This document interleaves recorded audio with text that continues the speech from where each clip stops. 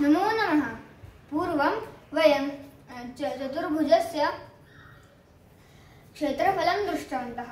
अद्य वयं तस्य अन्यतत्वविषये किञ्चित् पश्यामः। चतुर्भुजस्य अन्यतौ हि कर्णौ कथं ततोऽस्मिन् नियतं फलं स्यात्। प्रसादितौ यत् श्रवणौ यदाद्यैः सकल्पितत्वादितरत्र न स्तः। तेषु एव बाहुष्व परौ च कर्णौ अनेकधा क्षेत्रफलं ततश्च। अत्र चतुर्भुजस्य अनियतौ कर्णौ भवतः चेत् तस्मिन् नियतं फलं कथं स्यात्। यौ श्रवणौ आद्यैः प्रसादितौ तौ अत्र न स्तः।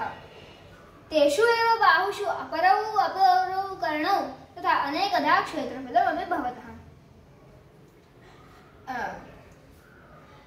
लम्बयोः कर्णयोः वैकम् अनिर्दिश्यात् परान् कथं पृच्छत्वन्यतत्वेऽपि नियतं चापि तत्फलं।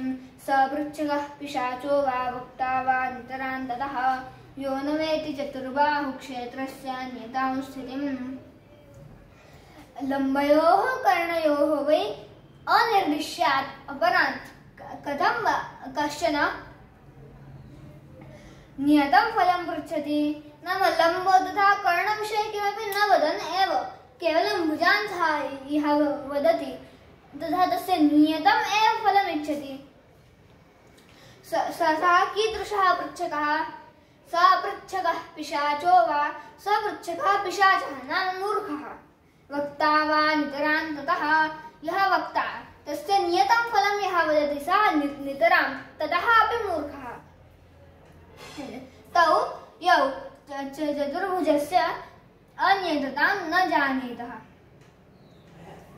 तर्हि एतत् सर्वं दृष्ट्वा अस्माभिः ज्ञातं यत् चतुर्भुजं कर्णयोः अथवा लम्बेन विना लम्बस्य मानेन विना अनियतं भवति तथा तस्मिन् नियतं फलं न भवति। अतः एव पर्याये वयं यत् क्षेत्रफलस्य दृष्टवन्तः तस्मिन्नपि भास्कराचार्यः उक्तवान् आसीत् यत् अस्फुटफलं चतुर्भुजे स्पष्टमेव मुदितं त्रिबाहुके। त्रिबाहुके तस्य कर्ण इत्यादि न भवति अतः स्पष्टं फलम् आयाति। अत्र कर्णस्य मानम् अनियतम् अतः अस्पष्टं फलम् आयाति। तर्हि अग्रिमपर्याये वयं समचतुर्भुजस्य विषये किञ्चित् द्रक्ष्यामः। नमो नमः।